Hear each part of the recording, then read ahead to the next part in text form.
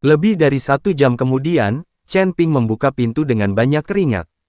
Hanya untuk menemukan Seng Busi menunggu di pintu sambil tersenyum. Tuan Chen, saya lelah. Jika Anda butuh sesuatu, tanyakan saja kepada saya. Setelah Seng Busi selesai berbicara, dia tidak lupa melihat ke dalam ruangan. Saya menemukan Seng Jiahui terbaring di tempat tidur, sepertinya tidak bisa bangun.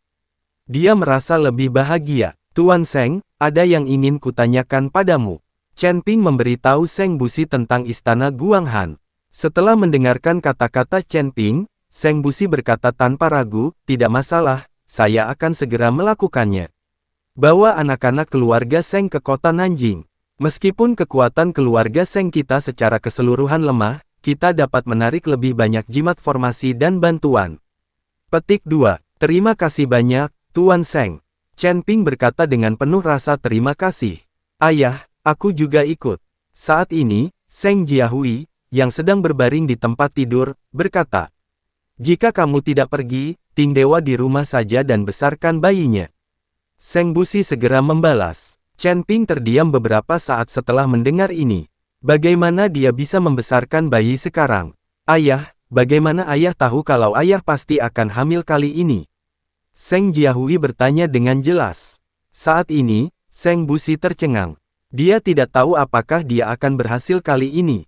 Melihat Seng Busi tetap diam, Seng Jiahui memanfaatkan kemenangan tersebut dan mengejarnya. Saya akan mengikuti Anda kali ini, dan saya bisa tinggal bersama Chen Ping selama beberapa hari lagi, jadi peluangnya akan lebih tinggi. Masuk akal, kalau begitu kamu bisa melakukannya. Seng Busi mengangguk dan berkata, Chen Ping benar-benar bingung ketika dia mendengarkan percakapan antara ayah dan putrinya, dan hanya bisa pergi dengan tergesa-gesa. Ia takut jika tertinggal, ia akan menganggap dirinya kuda jantan. Setelah meninggalkan keluarga Seng, Chen Ping langsung kembali ke lembah roh darah.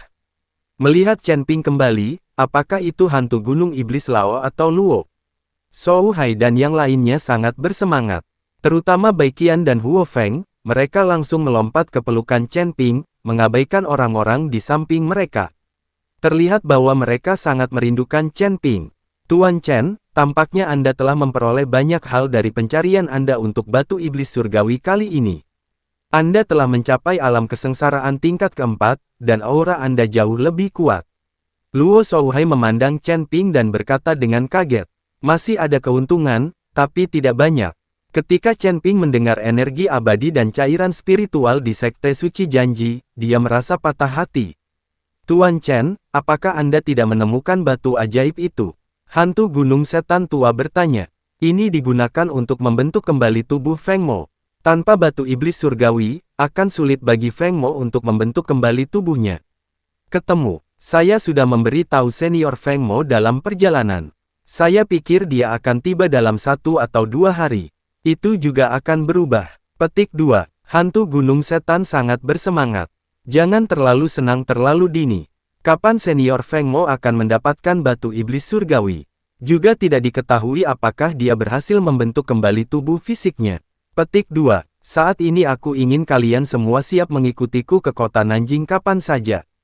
Kata Chen Ping. Chen Ping tidak perlu bersikap sopan kepada hantu gunung iblis dan yang lainnya, lagi pula, mereka sudah sangat akrab dengan mereka. Kota Nanjing. Luo Zhou Hai tercengang, Tuan Chen, itu adalah titik paling selatan dari seluruh wilayah selatan. Saya ingin tahu apa yang dilakukan Tuan Chen di kota Nanjing. Chen Ping menceritakan pengalamannya di Istana Guanghan, dan juga menceritakan rencana keluargamu untuk menyerang Istana Guanghan. Ketika mereka mendengar bahwa mereka akan bertarung dengan Chen Ping, semua orang sangat bersemangat. Tuan Chen, kapan kita akan berangkat? Katakan saja dan saya akan segera mengumpulkan para murid. Kata Luo Zhou Hai. Oke, bagaimana dengan lagu Master Istana dari Istana Tanpa Jiwa? Chen Ping bertanya. Kemudian Song Changhai membawa Istana Tanpa Jiwa ke puncak roh darah. Puncak roh darah sekarang kosong, yang cocok untuk pengembangan Istana Tanpa Jiwa. Saya akan mengirim seseorang untuk segera memberitahu Song Changhai. Kata Luo Zhou Hai. Ya, Chen Ping mengangguk. Oke, itu saja yang perlu dikatakan. Sudah berhari-hari kita tidak berbicara. Ya, datang dan bicaralah denganku. Petik 2. Bai Qian sepertinya tidak bisa menunggu lebih lama lagi dan melangkah maju untuk menarik Chen Ping ke dalam kamar. Ya, aku sudah lama tidak bertemu tuannya. Jika tuan itu bisa membuat kita bahagia, aku juga bisa memanggil Raja Singa dari suku binatang. Huo Feng juga melangkah maju, meraih lengan Chen Ping yang lain dan berkata. Ketika Chen Ping melihat ini, dia hanya bisa tersenyum tak berdaya. Yah, kamu memecat burung Phoenix. Kamu telah belajar cara tawar-menawar dengan tuannya, maka aku akan membiarkanmu pergi selama sehari semalam. Ji Yun khawatir di luar, karena takut Chen Ping akan menjadi manusia dan melakukannya. Baru setelah iblis angin datang, Chen Ping dipanggil keluar dari kamar. Chen Ping sangat bersemangat dan sepertinya tidak lelah sama sekali. Namun, Huo Feng dan Bai Qian sepertinya kurang istirahat. Dia menyerahkan batu iblis surgawi kepada Feng Mo, dan Feng Mo pergi tanpa tinggal terlalu lama. Saya kira saya perlu mencari tempat untuk mundur dan memulihkan tubuh fisik saya. Song Tianhai juga datang, dan membawa banyak murid dari istana tanpa jiwa bersamanya. Chen Ping meminta Huo Feng untuk segera menghubungi Lion King dan yang lainnya. Ketika burung Phoenix api maju, 3 penguasa dan 4 raja dari suku binatang datang berlari tanpa penundaan. Chen Ping melihat semua orang ada di sini, jadi dia meminta Ji Yun untuk mengeluarkan pesawat itu. Dengan begitu banyak orang, akan lebih tepat untuk membuat sebuah pesawat. Meski target pesawatnya terlalu besar, jumlahnya banyak sekali, jadi tidak akan ada masalah. Yang paling penting adalah Chen Ping harus bergegas kembali. Keluarga melancarkan serangan ke istana Guanghan, yang akan merepotkan. Semua orang menaiki pesawat itu satu demi satu, kecuali personel tertinggal yang diperlukan, semua orang menaiki pesawat itu. Meskipun orang-orang ini tahu bahwa akan ada bahaya di sini, tidak ada yang takut. Terbang, perahu itu perlahan lepas landas dan menuju kota Nanjing. Ini adalah pertama kalinya banyak orang menaiki pesawat, dan mereka semua sangat bersemangat. Mereka melihat pemandangan di luar melalui jendela kapal dan mengobrol dengan gembira. Manusia, binatang buas, dan iblis sedang bersenang-senang di pesawat ini sekarang. Faktanya, ini juga hasil yang diinginkan Chen Ping. Seharusnya tidak ada perbedaan antar ras. Anda juga dapat berkomunikasi dan belajar satu sama lain. Saat pesawat itu terbang di atas Gunung Tianmo, tiba-tiba ada jeda. Suara mendengung terdengar tanpa peringatan, dan kemudian perisai cahaya putih membalikkan seluruh pesawat, sehingga mustahil bagi pesawat itu untuk bergerak maju. Pesawat itu mulai terus-menerus menurunkan ketinggiannya dan perlahan-lahan jatuh, dan topeng cahayanya juga terus menyusut. Semua orang juga gugup dan bersiap untuk bertempur. Pesawat itu terpaksa mendarat. Tiba-tiba, 4 sosok muncul dan mengepung pesawat itu dari 4 arah. Saya melihat 4 orang ini, mengenakan pakaian dan bentuk berbeda, 3 pria dan 1 wanita. Saya buka jalan ini dan tanam pohon ini. Kalau mau menyeberang ke sini, tinggalkan uang untuk membeli jalan, kata wanita di antara mereka. Saya melihat jari-jari wanita itu sangat panjang dan matanya merah menyala. Mendengarkan suara wanita itu, Chen Ping terdiam beberapa saat. Bahkan semua orang di pesawat itu bingung. Mereka tidak mengerti mengapa Gunung Iblis keluar untuk merampok Dao. Hahaha, tidak ada seorang pun yang melewati wilayah kita dalam beberapa tahun terakhir. Saya tidak menyangka akan menangkap orang bodoh hari ini. Seorang lelaki tua berambut abu-abu, memegang tongkat di tangannya, berkata dengan penuh semangat.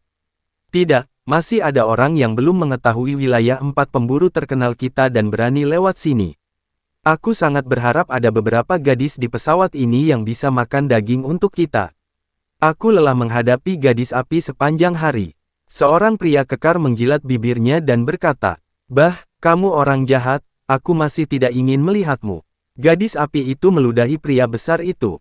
Pada saat ini, pemuda yang berdiri di jalan itu sedang memegang kipas lipat di tangannya, menggoyangkannya perlahan dan berkata, "Oke, berhenti berdebat, mangsanya akan menertawakan kita 4 pemburu terkenal nanti."